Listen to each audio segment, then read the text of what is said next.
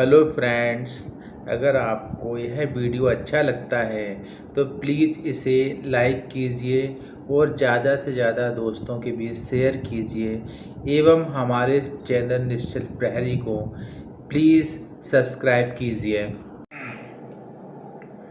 Hello दोस्तों, myself doctor Manveer Singh, working in intensive care unit of Vishesh Jupiter hospital Indore.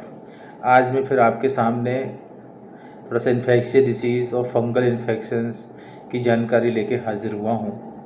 अभी जैसे आप देख रहे हैं कि सोशल मीडिया पर सभी लोग मेडिको नॉन मेडिको ये कोरोना और फंगल इन्फेक्शंस के बारे में बहुत सारी जानकारियाँ आपको दे रहे हैं। उसी रास्ते पर हम भी थोड़ी सी आपको जानकारी इससे संबंधित में आगे देंगे। बेसिकली क्या है कि जो रोग होते हैं, जो डिसीज़ होती है, बेसिकली उनको दो कैटेगरी में बांटा गया है। एक तो इन्फेक्शियस डिसीज़ और दूसरी नॉन इन्फेक्शियस डिसीजेस। ठीक है। अब जैसे जो इन्फेक्शियस डिसीज़ होती है वो इन्फेक्शियस एजेंट के कारण होती है, उनको इन्फेक्शियस ऑर्गेनिजम्स बोलते हैं और इनको दो क्लास में बांटा गया है। एक तो ये होते हैं जिनको अपन नेकेड आई से देख सकते हैं, उनको अपन बोलते हैं मैक्रो ऑर्गेनिजम्स। दूसरे ये होते हैं जिनको अपन नेकेड आई से नहीं देख सकते, इनको बोलते हैं micro organisms. So the micro organisms are very dangerous infectious agents. जैसे हम बात करें माइक्रो ऑर्गेनिजम्स के बारे में तो सबसे पहले वायरसेस में जैसे अभी जो मोस्ट कॉमन चल रहा है that is corona virus, Covid virus. You know very well about the Covid virus. Second है जैसे bacterial infections, mycoplasmal infections. Third one is fungal infection, fungus is also micro organism. And fourth one is protozoans. इसके अलावा और भी classes हैं। तो जो ये प्रोटोजोअन्स हैं, जैसे आपने सुना होगा मलेरिया एक प्रोटोजोअन बॉर्न डिसीज़ है। ठीक, तो आज अपन थोड़ा सा फंगस इन्फेक्शन के बारे में बात करते हैं कि फंगस इन्फेक्शन क्या है। तो ये दोस्तों ऐसा नहीं है कि फंगस इन्फेक्शन अभी हो रहा है या लोगों के दिमाग में ये अभी आया, पहले था नहीं। ये पहले से भी था और काफ़ी स्पेसिफिक इम्यूनो कम्प्रोमाइज पेशेंट में पहले भी ये बहुत कॉमनली होता था ये। अभी लेकिन क्या है, इस टाइप के मरीजों की संख्या बढ़ गई है, इसीलिए इसके बारे में ज़्यादा चर्चा की जा रही है। ठीक है। तो सबसे पहले आजकल जो मेन तीन नाम चल रहे हैं मार्केट में अभी, एक तो ब्लैक फंगस, दूसरी वाइट फंगस और तीसरी चल रही है येलो फंगस।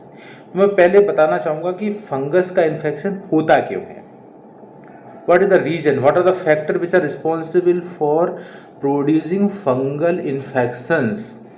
तो इसके जो रीजन्स हैं इसमें नंबर 1 है अनहाइजेनिसिटी और पुअर हाइजेनिसिटी कहीं की भी हो सकती है, अपने बॉडी के जैसे ओरल कैविटी की पुअर हाइजेनिसिटी, नेजल कैविटी की पुअर हाइजेनिसिटी, ईयर्स की पुअर हाइजेनिसिटी, स्किन की पुअर हाइजेनिसिटी, हेयर्स की पुअर हाइजेनिसिटी, प्राइवेट पार्ट्स की पुअर हाइजेनिसिटी, ये पुअर हाइजेनिसिटी हो सकती है।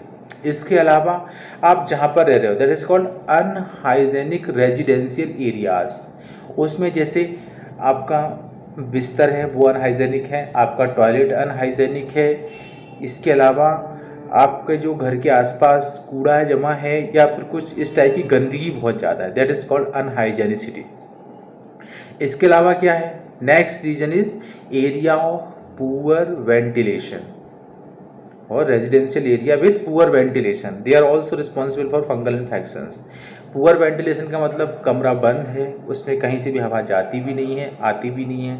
तो इस टाइप के जो बंद कमरे होते हैं, इन कमरों के अंदर मॉइस्चराइजेशन प्रोड्यूस होता है जो कि फंगल ग्रोथ के लिए मोस्ट फेवरेबल इन्वायरमेंट होता है।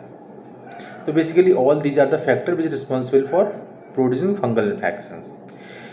इसके अलावा कौन से लोगों में फंगल इन्फेक्शन की प्रोबेबिलिटी या फंगल इन्फेक्शन होने के चांसेस ज़्यादा रहते हैं, तो जैसे ऐसे लोग जिनकी अनकंट्रोल्ड शुगर रहती है नंबर 1, ऐसे मरीज जिनको पहले से कैंसर है, कैंसर की दवाएं चलती हैं उससे इम्यूनिटी कम होती है, इम्यूनो कम्प्रोमाइज पेशेंट है, कुछ इम्यूनो डेफिशिएंसी डिसीज होती है जैसे एड्स है।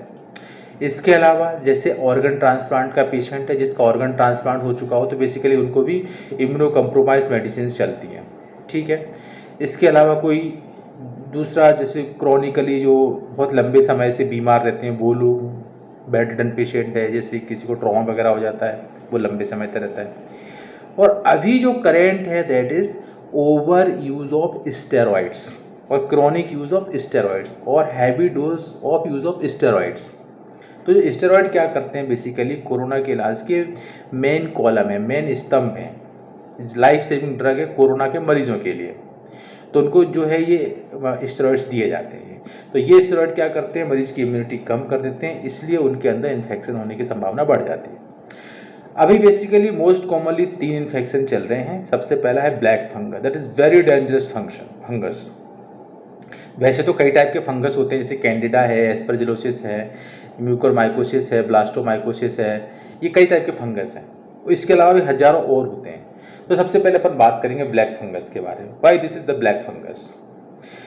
क्या होता है कि ये जो ब्लैक फंगस जिसको बोला गया है, ये black fungus basically mucormycosis family की फंगस का इन्फेक्शन है और ये अभी कोरोना के मरीजों में बहुत कॉमनली देखा जा रहा है। बेसिकली इसीलिए इसको अपन को ब्लैक फंगस बोलते हैं, क्योंकि ब्लैक फंगस के कारण क्या है, कुछ सिम्टम ऐसे होते हैं जिसमें ब्लैकनिंग दिखाई देती है। तो जैसे अगर अपन सिम्टम्स के बारे में बात करें, अगर ब्लैक फंगस के सिम्टम क्या हो सकते हैं। ब्लैक फंगस बेसिकली तो ज़्यादातर क्या है, थ्रोट से ऊपर अफेक्ट करती है, जैसे साइनसिस हैं, नेजल कैविटी है, आई बॉल, आई, ब्रेन, इसके अलावा लंग्स और ब्लड में भी ब्लैक फंगस जा सकता है। ब्लैक फंगस क्या करती है, जो अपनी ब्लड वेसल होती है उनके चारों तरफ अपने हाइफी को ग्रोथ करती है और ब्लड वेसल को डिस्ट्रॉय कर देती है, जिससे उस एरिया ब्लड सप्लाई बंद हो जाती है। फिर वहाँ पर उस एरिया का नेक्रोसिस, सड़ना चालू हो जाता है, इससे ब्लैक दिखता है, इसलिए इसको अपन ब्लैक फंगस बोलते हैं। ठीक है, this is black fungus.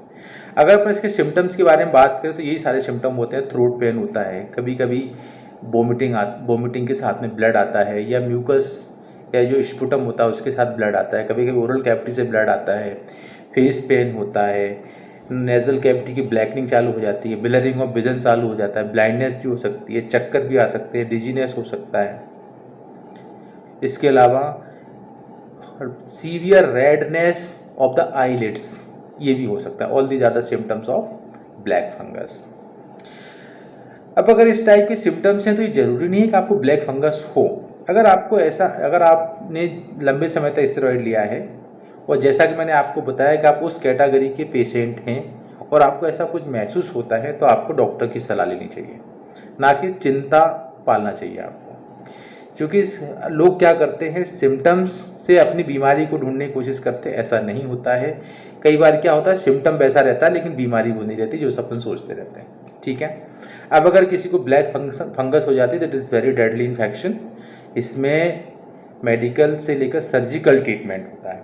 Medical treatment में जैसे एम्फोटेरेसिन बी है, पोसोकोनाजोल है, कि दवाइयाँ दी जाती हैं, और सर्जिकल डिब्राइडमेंट किया जाता है। जैसे अगर साइनसिस के अंदर फंगस ग्रोथ होने लगी है तो यहाँ से सर्जरी करके पर अंदर से पूरी की पूरी फंगस का जो सोर्स है उसको अलग हटा देते हैं। कभी कभी पूरा का पूरा आँख निकालनी पड़ जाती है, कभी कभी ब्रेन के अंदर के कुछ पोर्शंस को भी निकालना पड़ जाता है। ये सारे के सारे फंगल इन्फेक्शंस के कारण होते हैं, जो करना पड़ता है। इसके अलावा जो अभी चल रहा है दूसरा, ये है white fungus. White fungus is nothing, basically it is very common fungus. ये पहले भी होता था। ये होता है मेनली कैंडिडा के कारण, इसको अपन कैंडिडियासिस भी बोलते हैं। तो इसमें क्या होता है, इसके जो लीजन होते हैं वाइट फंगस के, वहाँ पर वाइट नहीं दिखती है। जैसे ओरल कैविटी में छाले पड़ जाते हैं तो छालों के आसपास आपको बहुत सारे सफ़ेद सफ़ेद झिल्ली दिखाई देती है, वो कैंडिडा के कारण होता है, इसीलिए इसको अपन वाइट फंगस बोलते हैं। इसके अलावा ये जो कैंडिडा का इन्फेक्शन या वाइट फंगस का इन्फेक्शन है, पूरी बॉडी में कहीं पर भी हो सकता है। जैसे थ्रोट में हो सकता है, ओरल कैविटी में हो सकता है, लंग्स के अंदर हो सकता है, किडनी में हो सकता है, यूरिन के अंदर इन्फेक्शन हो सकता है, और ब्लड में भी हो सकता है ये। ठीक है, उसके अलावा नेक्स्ट और चल रहा है, दैट इज़ येलो फंगस। अब एक नया टर्म आया है, येलो फंगस। बेसिकली क्या है कि येलो फंगस जो होती है ये बॉडी के अंदर से स्टार्ट होती है। ऐसा देखा गया है कि येलो फंगस भी एनवायरनमेंट में अवेलेबल है। ये वैसे तो ये कुछ रेप्टाइल्स की स्किन पर रहती है, इसके अलावा इसकी कुछ स्पीसीज ह्यूमन की स्किन पे भी रहती हैं, जैसे निंजियोप्सिस गुरोई, जो निंजाओप्सिस ग्रोई जो स्पीसीज़ है येलो फंगस की, अपनी स्किन पर रहती है और जब अपनी बहुत सीवियरली इम्यूनिटी कम हो जाती है तो ये ब्लड के अंदर एंटर होकर अपनी और इम्यूनिटी को कम करती है और सेप्टिसीमिया और मल्टी ऑर्गन फेलियर प्रोड्यूस करती है।